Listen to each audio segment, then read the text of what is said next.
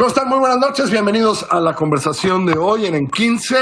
Hoy me da mucho gusto tener a mi amiga, a mi queridísima Mariana H. conmigo, y la tengo porque hace unos años trajiste otro libro que era de otras cosas. ¿Te acuerdas o no? Me acuerdo, y tú me dijiste al aire, me acuerdo perfecto, me dijiste, yo pensé que tu primer libro tendría que ver con músicos. Sí. Pues lo hice para ti. Este libro es para mí, gracias, Mariana. Claro. Claro, que el primer libro era de escritores y este es de libro, de músicos. Antier o así, ¿cuándo fue? Sí, hace unos 3 días alguien vino a la casa y le enseñé el libro, ¿no?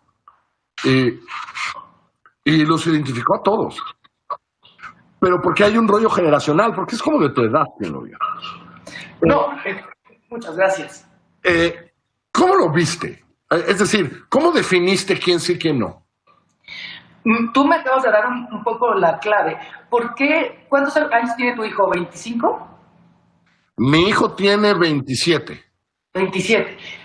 ¿Cómo es que él conoce a todos? Es decir, porque estos músicos, digamos, los que no pertenecieron a su generación, que son mucho mayores, siguen de alguna manera vigentes. Entonces, un poco mi pregunta en un principio, ya ves que luego te vas haciendo más, era, ¿por qué estos músicos, qué hicieron bien para que sigan estando al frente de los grandes festivales, para que sigan llenando auditorios como el Foro Sol, para que sigan sonando en la radio y siendo los himnos que nos marcaron a nosotros, porque los oímos por primera vez, pero también a los más jóvenes, siendo que aparte hay una oferta importante de músicos, de bandas en todo el país, hay algo muy especial de estas bandas que siguen siendo vigentes. Y después, ¿quiénes fueron los que siguieron sus pasos? Y sobre todo que encontraron una voz que los hacen auténticos, que no se rigieron por una industria que los empujaba a cierto género o a cierto estilo, o que formaron sus voces de manera muy plástica, sino que ellos lucharon y picaron piedra para sacar su sonido. Entonces, de alguna manera la selección, los grandes clásicos, los viejos lobos de mar, los quería tener, no sabía si podía tenerlos, pero sabían... A Cecilia, a Jaime, ¿no? Claro. Y después, a los que siguieron inmediatamente después, Caifanes, Molotov, Café Tacuba, Fobia, tenían que estar. Y después, la otra parte, mucho más horizontal, que es la siguiente generación, en donde ya está Amandita, y está Jumbo, y está Natalia, y está La Gusana Ciega. Y una vez teniendo... ¿Y dónde pondrías a Jimena, por ejemplo, que es la última entrevista en el libro? Pues Jimena es totalmente pop. Exacto, ¿no? Por eso se dice que no es un libro de rock, pero sí proviene de una escena importante formada en finales de los 70, principios de los 80, que empezaron con un rock pop muy importante. Llevas, a ver, en tu oficio o en el mío lo que hacemos es platicar con estos personajes, ¿no? Tú mucho más músicos que lo que hago yo. Cuando pensaste en el libro, dijiste, voy a hacer entrevistas que se parezcan, voy a hacer entrevistas que más bien ellos, por quienes son, definan un poquito más qué entrevista voy a hacer cada quien. ¿Cómo definiste las conversaciones? Tal cual como dices, dejar que ellos lo definieran, porque esta no era una entrevista de un disco en específico o una fecha en específico o un sencillo, que es por lo general el tipo de entrevista. Claro, que se hacen. Un libro en específico. Bueno, sí, eso sí era. Pero lo que tú dices no lo hice consciente, ahorita que me lo dices, fue tal cual así. A partir de la primera o segunda pregunta, lo que ellos me tengan que decir, lo que ellos me quieran contar. Por ejemplo, José Manuel Aguilera me contó un montón de cosas que ni siquiera tenía que ver específicamente con discos de La Barranca, sino con momentos en su historia, la música, de la creatividad, de la nostalgia. Lino Nava me habló de la historia de su vida en muchos sentidos. Cierto. Sí, leía la de Lino, cierto. Ajá. O la de Cecilia, que me encanta, la de Ceci Toussaint, que me encanta la conversación con Cecilia, ¿no? Claro. Pero además, para Cecilia, da un libro completo dedicado a ella. Entonces, solo quería estos pequeños momentos que me permitía en 2 horas poder compartir con los lectores. No tiene mayor pretensión que esa como fotografía del momento.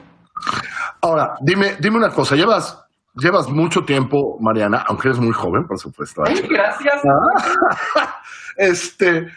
Llevas muchos años comunicando la música, hablando con ellos, viéndolos, etcétera, escuchándolos, ¿no? Siendo la periodista que eres alrededor de la música y, ¿no? Como también de los libros. Cuando lo ves así todo junto, ¿qué reaprendiste de la música mexicana cuando dices, ok, llevo 15, 20 años haciendo esto en mi vida, ¿no? En la radio, en la televisión, oyéndolos, platicándolos, acompañándolos, viéndolos pero de repente esto es, aquí está todo junto, está de alguna manera. ¿Qué reaprendiste de la música mexicana contemporánea, de rock, de pop, cuando cerraste la última página hace unos meses de este libro para que lo editara? Mira, varias cosas, y sigo aprendiendo y con la lectura de la gente aprendo todavía más, ¿no? Pero sí, no sabía, por ejemplo, la dificultad que tuvieron muchos en un principio para escribir en español. El ejemplo que pusieron los Botellitos, por ejemplo, y Jaime López, nunca me imaginé que fuera tan difícil encontrar esa voz en español, porque lo que intentaba mucha gente replicar era lo que nos llegaba. Lo que estaban oyendo en inglés, ¿no?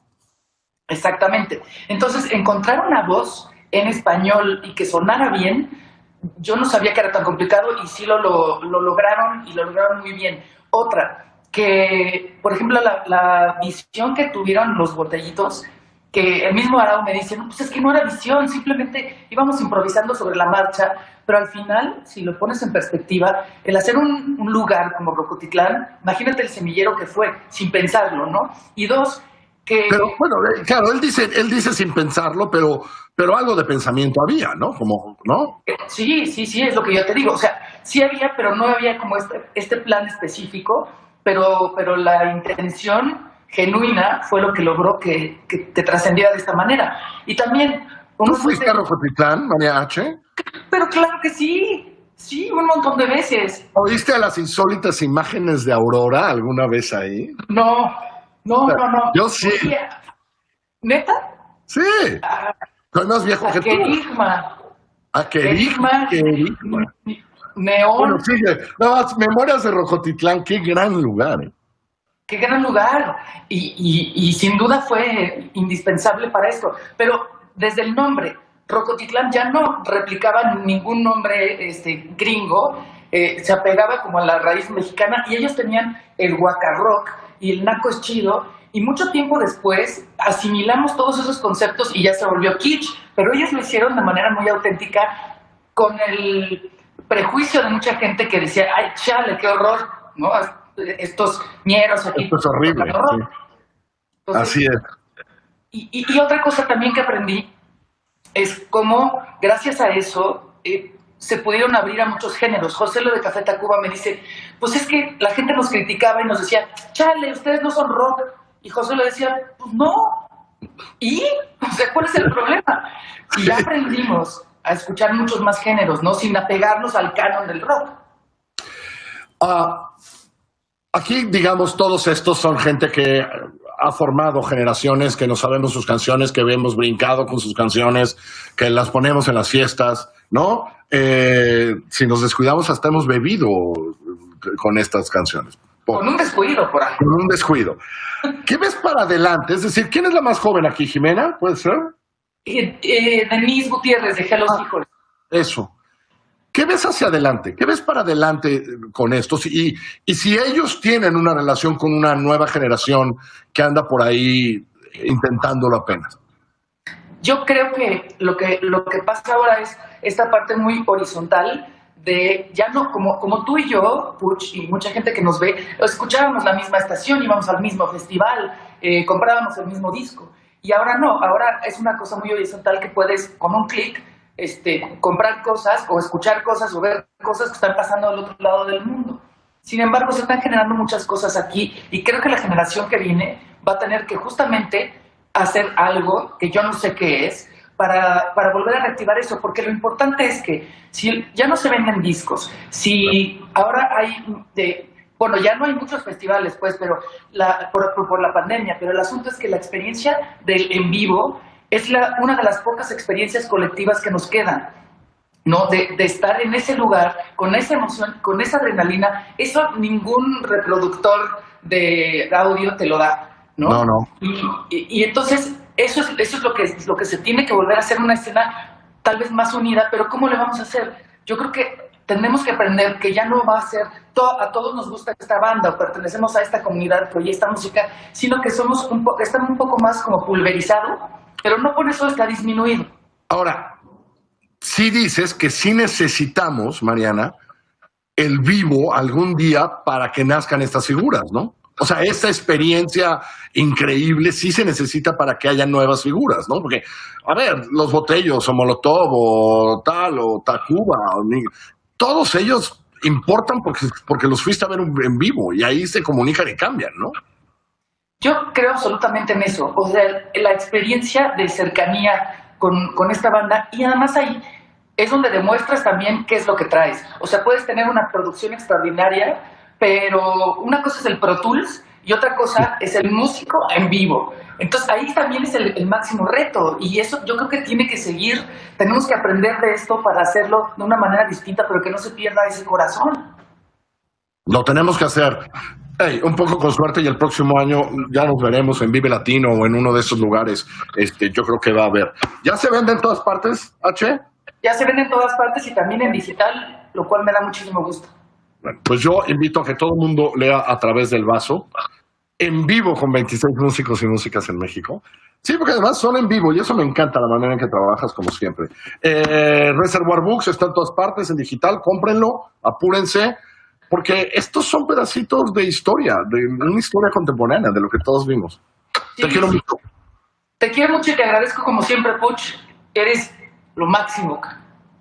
Abrazos, H, abrazos. Pónganse a leer, que les vaya muy bien. Buenas noches.